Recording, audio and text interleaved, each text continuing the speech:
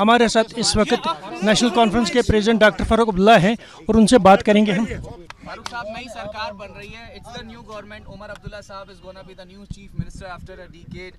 एक पिता के तौर पर क्या कुछ कहना चाहेंगे? मैं कहूँगा उसकी जिम्मेवारियाँ बहुत सख्त हैं। वो हुकूमत आसान नहीं होगी। ये कांटों का ताज है और इसमें लोगों की मुश्किलात को दूर करना, और इतनी मुश्किलात हैं मैं बयान नहीं कर सकता।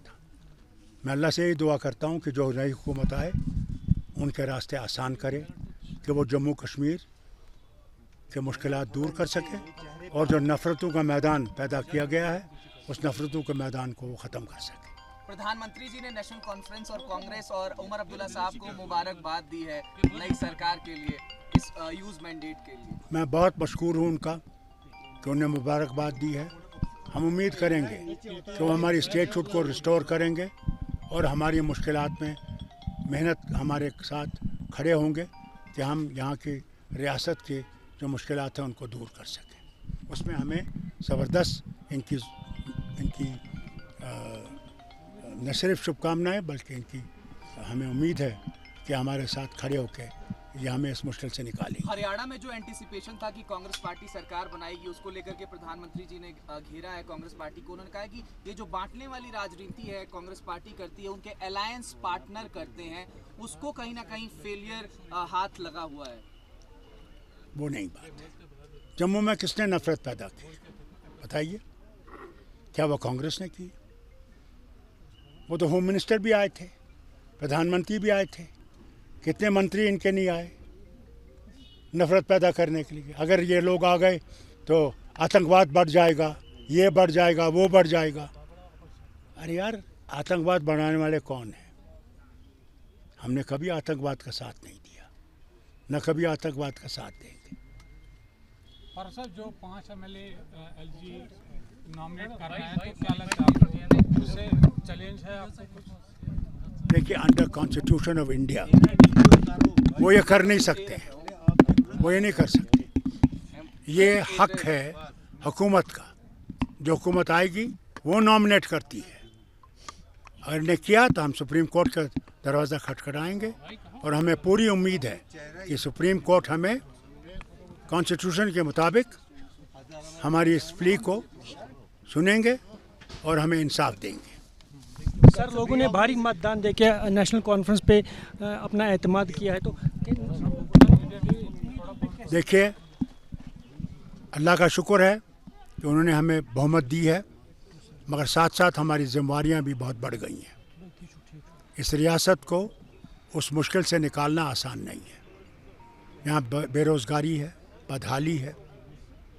मैं जम्मू के बारे में आपको बताऊं, मैं गया था जहाँ इनने बड़ी बहुमत से इनको वोट दिया है, मगर जम्मू की सड़कें देखिए आप, उस शहर की कहीं बत्ती नहीं जल रही थी।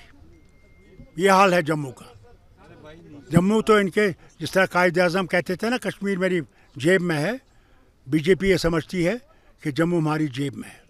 अल्लाह करे कि जम्मू के लोग ये समझ जाएं कि अगर उनकी जेब में आपने रहना है तो आप कभी आगे नहीं बढ़ोगे, आप कभी तरक्की नहीं करोगे।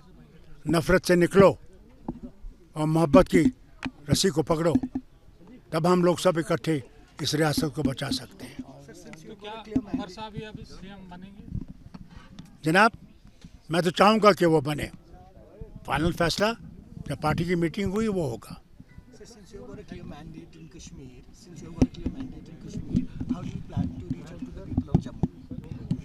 Why not?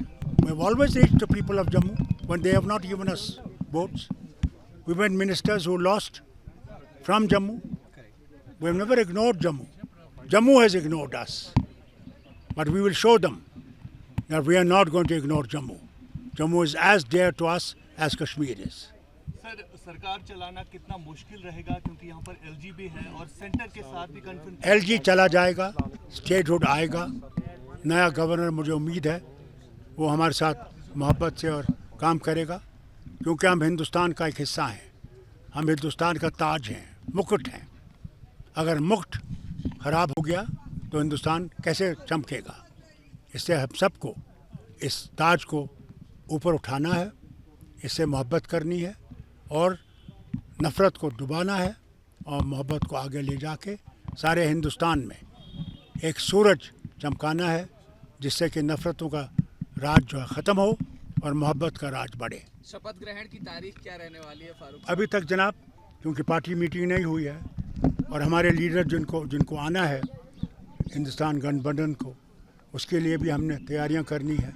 तो जब हम लोग मीटिंग करेंगे उसमें फ़ैसला होगा, उसके मुताबिक हम गवर्नर साहब के पास जाएंगे, फिर वो जो दिन देंगे उसके मुताबिक शपथ करेंगे। पूरे इंडिया गठबंधन शपथ ग्रहण में मौजूद रहने वाला है सोनिया गांधी जी? इंशाअल्लाह हमें उम्मीद है, हमने उन्हें दावत दी है और हमें उम्मीद है कि वो ज़रूर आएंगे, जितने भी हमारे गठबंधन के लोग हैं। बल्कि आज हमें हिम्मत देने के लिए प्राइम मिनिस्टर देवी गौड़ा जी आ रहे हैं, वो पहुंचेंगे आज। कि हमें, क्योंकि मुझे याद है कि जब हमने 96 में इलेक्शन लड़ा, उस वक्त तो प्रधानमंत्री थे, उन्होंने हमें एक आज़ादाना इलेक्शन दिया और जिसके लिए हम कभी भूल नहीं सकते।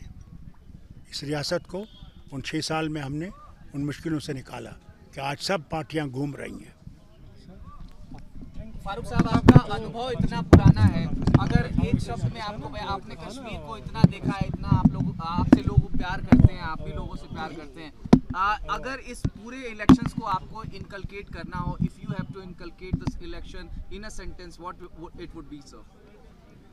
It was a damn difficult election, very difficult election. All forces were against Indian Alliance, Congress and National Conference.